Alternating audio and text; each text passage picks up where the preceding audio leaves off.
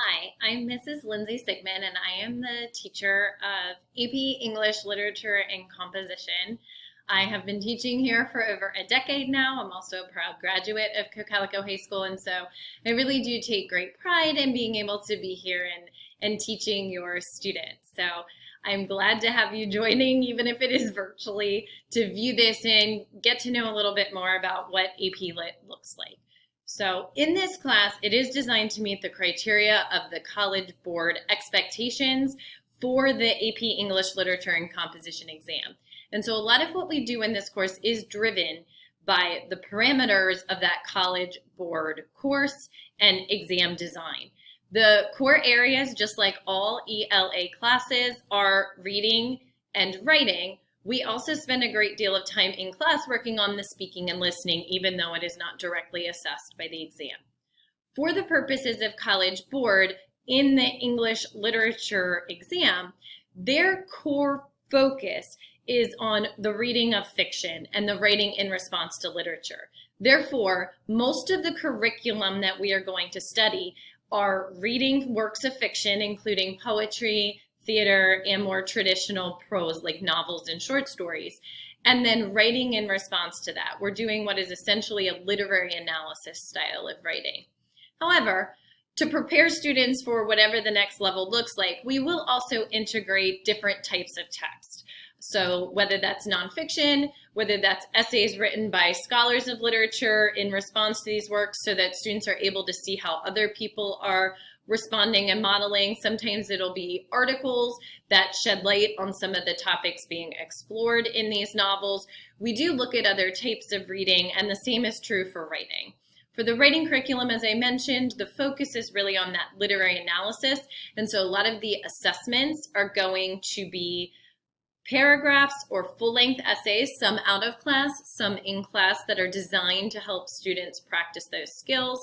But we will also work informally and a little more formally on other types of writing assignments, some that may integrate a little bit of research, some that may be more creative in style, just to again make sure that students are both prepared for this specific exam, but also looking at other types of writing that they may need to be able to do at the college level and even in just the world beyond high school. The speaking and listening component of the course is central. Students will discuss in informal and formal ways daily, and we really look at giving good feedback to one another, from me and from peer to peer, on what good discussion looks like. That collaboration and communication piece is going to be really central. It's a good way for students to learn from one another about ideas of the text we're reading and strategies for the writing. But the communication skills themselves are also something really central to what we know leads these students to be successful in the world beyond this classroom. Our major units of study circle around a core text, a book-length work that students will be examining. And then we supplement that with other shorter texts. So the first unit that we actually are just winding down was anchored around Jane Eyre. And this unit is really designed to examine those core elements of fiction used by writers of fiction in crafting their works. And so this was both a review and then looking at new ways to apply these skills. While we studied Jane Eyre, we looked at a variety of other short stories, at least 5 of them all the students explored, and we also looked at other excerpts from text and practiced writing in response to this literature. So students did some work keeping their own notes and commenting as they worked through Jane Eyre. We also did paragraphs in response to the short stories, and then we looked at, which is right off of the College Board exam, an in-class timed essay in response to Jane Eyre, so that students were starting to practice taking those skills we've worked on in paragraphs and applying them to a full-length essay, while also looking at the parameters of the timed exam.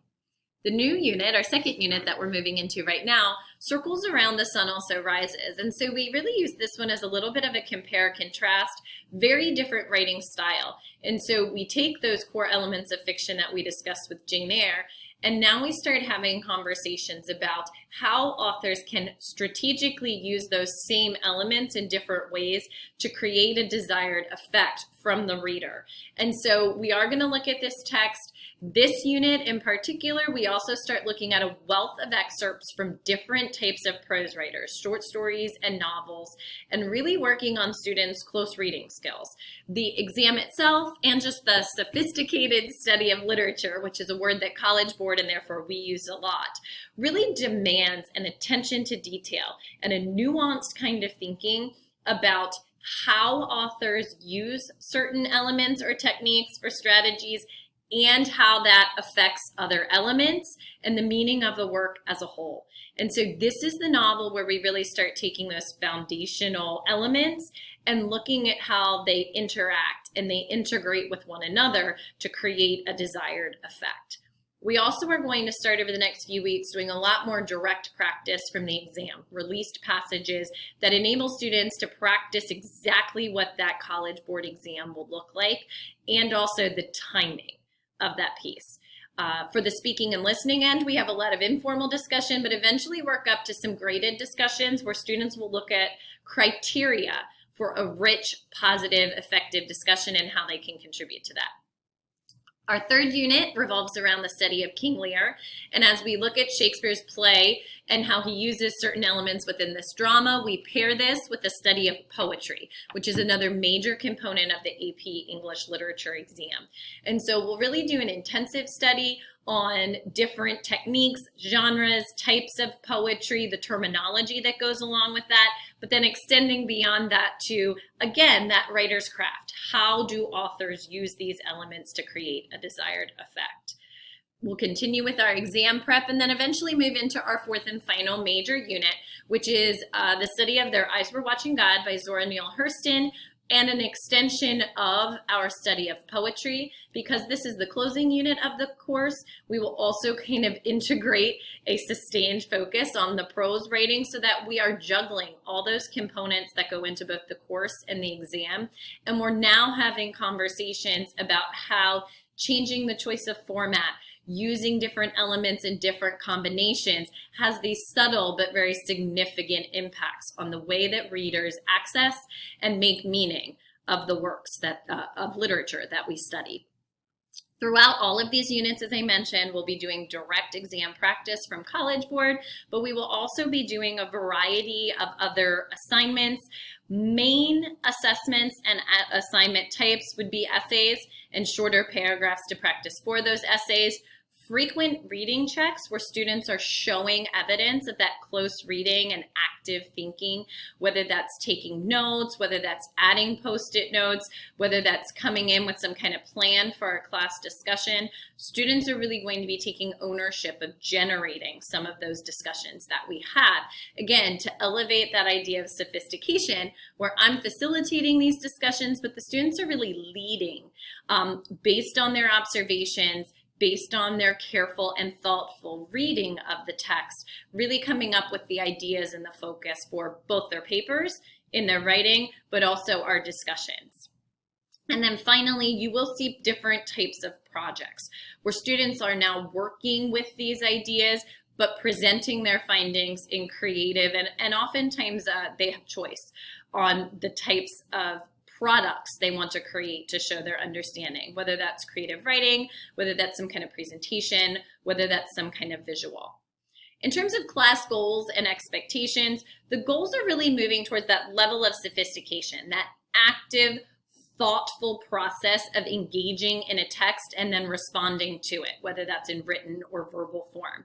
We're also going to look at taking the skills they've practiced through their entire kind of training in ELA, through all the courses they've taken up to this point, and now applying those things as we access a variety of texts.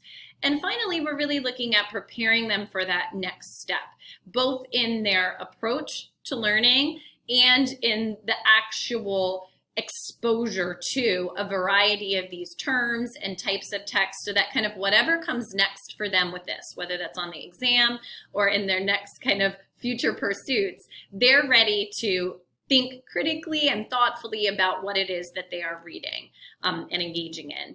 Big expectations for the course would be a high level of independence and initiative so that students are really starting to own their own processes and what works for them. I give a lot of long-term due dates with recommended checkpoints, but students are really encouraged to find strategies for them in chunking this work and meeting the goals and self-assessing their understanding. Again, moving them towards that higher level of independence and sophistication. The exam, if your student chooses to take it, is held in May. There will be review sessions available throughout the spring and more information to come about the specifics of payment and things like that regarding the exam.